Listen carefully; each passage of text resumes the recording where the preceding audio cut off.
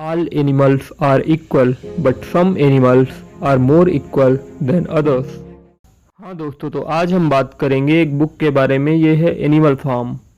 Animal farm book शायद आपने नाम सुना हो, शायद आपने ना सुना हो। आपको ये शायद पॉलिटिकल लगे या जो भी लगे, ये जॉर्ज ऑरवेल के द्वारा लिखी गई बुक है। इसमें एक बहुत अच्छी तरह से एक तरह से जो एक कंपैरिजन करके कहते हैं ना, उस तरह से कहानी लिखी गई है। एक सिंपल सी कहानी लिखी गई है कि एनिमल्स कैसे ह्यूमंस के अत्याचार से खुद को छुटकारा दिलाते हैं, पर उसके बाद उनमें भी करप्शन आ जाता है। इन सब चीज़ों के बारे में बताया गया है। हालांकि ये एनिमल्स के बारे में नहीं थी, ये उस समय के बारे में थी जब मार्क्सिस्ट विचारधारा के लोग, या कहें समाजवाद का जो था कि समाजवाद के आने से सब चीज़ें सही हो जाएंगी, ये सब जो धारणाएं थी, तो उस समय ये बुक लिखी गई थी। हालांकि कई जगह ये बुक, इस तरह की बुक बैन भी की गई थी, इसलिए उसने जो कैरेक्टर्स लिए हुए हैं एनिमल्स लिए हुए हैं। पर मैं ये कहूँगा कि आप किसी भी विचारधारा से ग्रसित होकर के इस बुक को ना पढ़ें। आप इस तरह से पढ़ें इसे कि जैसे आप फ्रेशली पढ़ रहे हैं। किसी एक पॉलिटिकल पार्टी या किसी विचारधारा को यहाँ पर ब्लेम करना या उससे जोड़ना, इसके साथ न्याय नहीं होगा।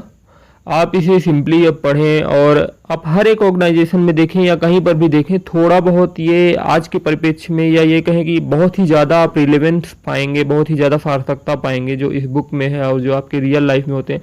मतलब ये आपकी आंखें खोल देगी ये बुक, और आपको रियलाइज़ होगा कि क्या हो क्या रहा है। मतलब न्यूज़पेपर्स के ऊपर से आप अगर देखें तो मतलब आपको एक बर्ड आई व्यू मिल जाएगा चीज़ों का, कि जो चीज़ें हो रही हैं क्यों हो रही हैं, कैसे लोगों को बेवकूफ़ बनाया जा रहा है, और कैसे लोगों की जो शॉर्ट लिव्ड मेमोरी होती है, लोग चीज़ें भूल जाते हैं क्या हुआ था उनके साथ, और कैसे चीज़ें प्रोजेक्ट होकर के आती हैं, किस तरह से चीज़ें और इन्फॉर्मेशन प्रेजेंट की जाती है हमारे सामने, और हमारी सोच को कैसे प्रभावित किया जाता है। ये सब सोशल मीडिया बोल दें या न्यूज़ बोल दें या फिर आसपास के लोग बोल दें या नेता बोल दें। मैं किसी एक देश की बात नहीं कर रहा हूँ, एक ऑर्गेनाइजेशन की बात नहीं कर रहा हूँ, एक पॉलिटिकल पार्टी की बात नहीं कर रहा हूँ। अब हर जगह ये चीज़ें थोड़ी ना थोड़ी, चाहे कोई भी पॉलिटिकल पार्टी आ जाए, ये सब चीज़ें, इनमें जो चीज़ें लिखी हुई हैं, जिस तरह से करप्शन आता है और जिस तरह के तरीके होते हैं, वो सब चीज़ें बड़ी ही फैसिनेटिंग लगेंगी आपको। आप पढ़िए और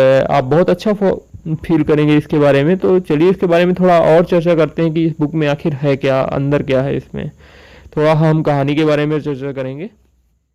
चलिए हम जानते हैं इसकी कहानी क्या है आखिर एनिमल फार्म की। एनिमल फार्म में क्या, कई सारे एनिमल्स होते हैं। जैसे किसी भी एनिमल फार्म में फार्म होता है, जैसे ये जो किसानों का फार्म होता है, उसमें कई सारे एनिमल्स होते हैं, कई सारे जानवर होते हैं। हाथी नहीं जी, मतलब घोड़ा हो गया, और हालांकि गाय बैल भैंस हो गए, डक्स हो गए, मुर्गियां हो गई, बकरियां हो गई, दूध देने वाले जानवर हो गए, और फार्म में काम करने वाले जानवर हो गए जिनकी मेहनत का प्रयोग किया जा सकता है। इस तरह कई सारे जानवर होते हैं।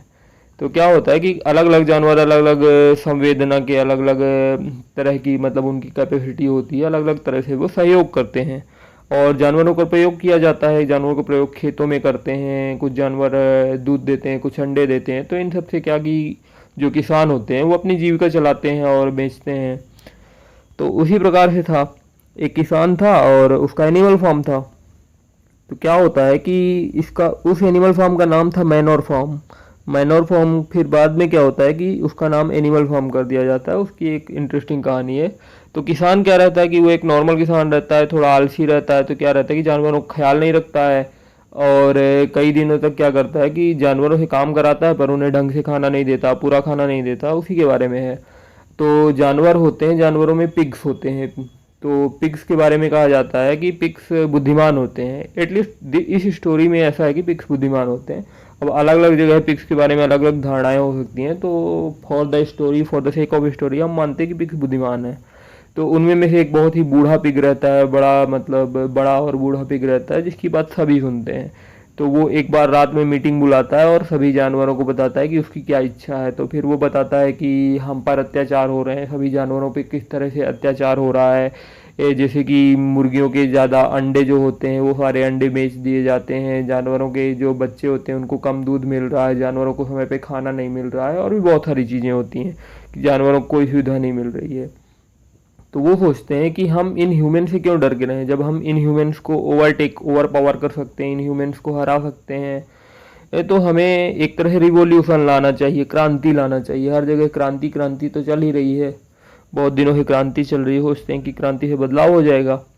तो उसका भी यही जो रहता है पॉइंट ऑफ व्यू, वो अपना पॉइंट ऑफ व्यू सबके सामने रखता है, सभी लोग अलग अलग तरह से सुनते हैं।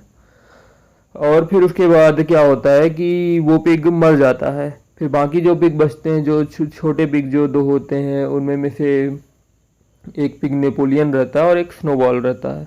तो ये पिग्स फिर पूरा ही स्ट्रेटेजी बनाते हैं कि कैसे काम करना है, क्या कैसे करना है। तो एक बार क्या होता है कि सारे जानवरों को खाना नहीं मिल रहा होता है, और वो किसान कहीं बाहर घूमने गया होता है, भूल जाता है जानवरों की केयर करना। तो फिर क्या होता है, जब बाद में किसान आता है तो सारे जानवर एक तरह से विद्रोह कर देते हैं। जब सारे जानवर विद्रोह कर देते हैं तो आप चाहे भले डंडा लिए हो या जो कुछ भी हो, इंसान तो भाग ही जाएगा। तो इस तरह जानवर ओवर पावर करते हैं। अब जब जानवर ओवर पावर कर लेते हैं तो फिर वो जो मैनर फार्म रहता है उसका नाम चेंज करके एनिमल फार्म कर देते हैं।